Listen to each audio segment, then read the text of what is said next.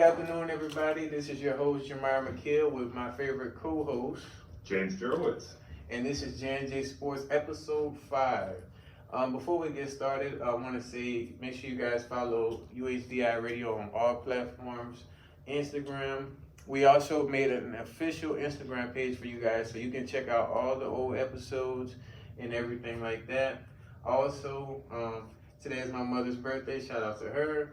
And yeah. What's your mom's name? April, and the month is April. It's funny. Happy birthday, April.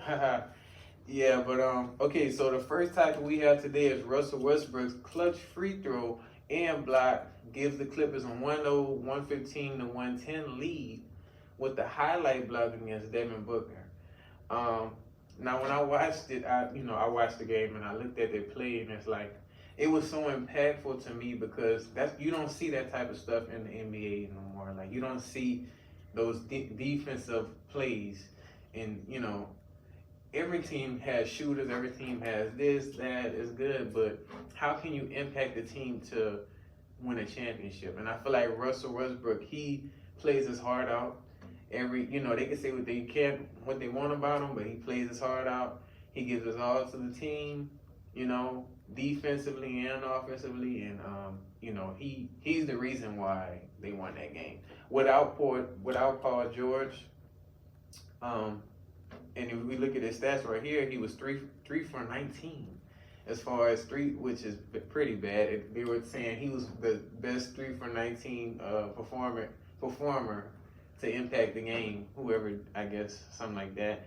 He hit 2 late free throws. Was he the reason that the Clippers won that game? I think so. Yeah. I think so for sure. But then you also have the defense by Westbrook going on. And now Devin Booker, he's an all-star. He's not going to be happy about that. Something he's going to have to make up here in the future games against the Clippers if he wants the Suns to start pulling ahead in the series. Yeah, and another thing, Russell Westbrook, when he on KD in the first half, he was blocking him, and I'm like, KD, you're like a 7-foot tall, animal, and what? Westbrook like 6'2", 6'3". Like, how you let him block you? Like, you know what I'm saying? Like, he has to be more tougher. He has to shoot over Westbrook and like let him know, like, cause they have a few. They've been playing all the way since OKC, and ever since they parted ways, it's kind of always been that confrontation. You know what I mean?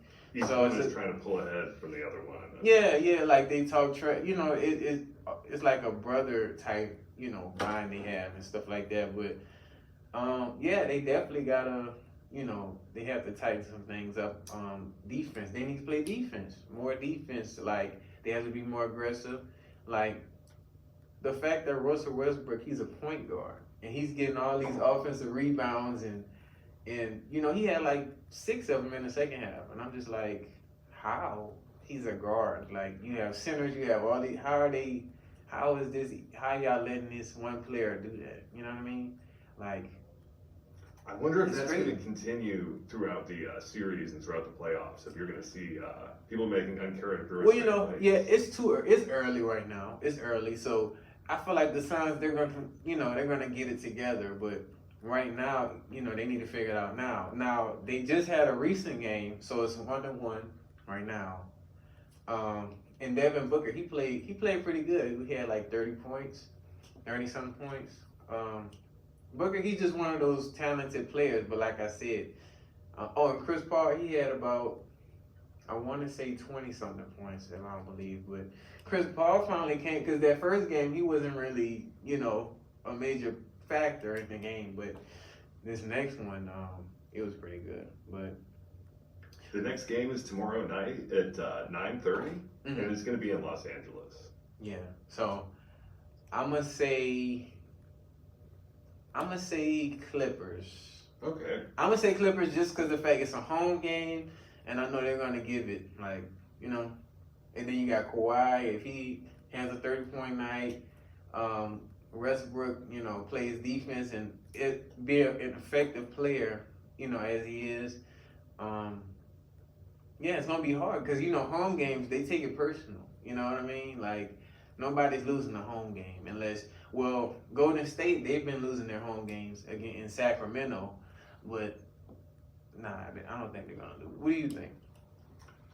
I personally want the Suns to win, but I think if they really do want to win the series against the Clippers, they're going to have to earn it. It's not going to be like it was a few years back when they played in the series. Yeah. And I remember you had Pat Beverly losing his cool and shoving Chris Paul. Oh yeah. Who did a little bit of acting. He tumbled to the ground. Yeah. I remember, and he was, imitating them. I remember that game. Yep.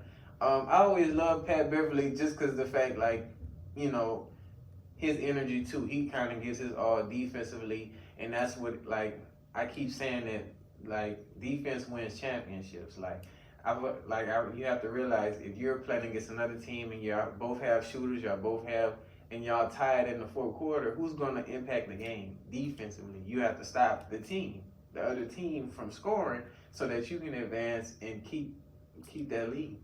So, yeah.